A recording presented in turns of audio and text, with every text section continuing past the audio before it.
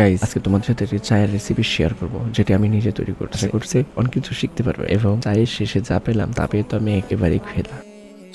প্রথমে চা বানানোর জন্য কেটলিটা নিয়ে আসলাম। নিয়ে আসার পরে কেটলির নিচে যে অংশটা সেটি কারেন্টের ওখানে দিয়ে আসলাম, আর দিকে পানি নিয়ে আসলাম। পানি নিয়ে এসে পানি গরম করতে দিলাম। তারপরে আমি অন্যদিকে চিনি নিয়ে চিনি চায়ের মধ্যে দিতে থাকলাম। আমি একটু চিনি বেশি খাই, যার কারণে এত তাড়াতাড়ি ফ্যাট হয়ে যায়। এরপরে পানি দিয়ে দিলাম। দেওয়ার পরে মনে পড়লো, ইস, আমি তো যে চা খাবো সে চার পাতি আনিনি। পরে এই যে আপনারা দেখতে পাচ্ছেন একটি পাতি, এই পাতিটি নিয়ে আসলাম, তেঁতুল আদা পাতি, এবং এই পাতিটা আমার কাছে অনেক বেশি মজা লাগে, যা আমি প্রায় চার সময় খেয়ে থাকি। আমি একটু চিল মেরে ফিল করে খাওয়ার জন্য চলে গেলাম পিছিতে যে একটা গান ছেড়ে দিলাম। দেওয়ার পরে গান দেখতেছি, চা খাইতেছি, আর সেই ফিল পাইতেছে, মনে হইতেছে যে মানে অন্য একটা জগতে আছি।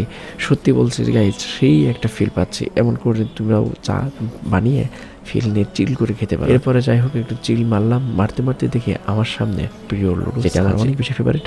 আর কার কার লুডুস পছন্দ সেটা অবশ্যই জানাবেন। ভিডিওটি ভালো লাগলে চ্যানেলটি সাবস্ক্রাইব করে আমাদের সাথেই যুক্ত থাকতে পারেন। আসসালামু আলাইকুম রহমতুল্লাহ, আল্লাহ হাফেজ, টাটা, গুড বাই।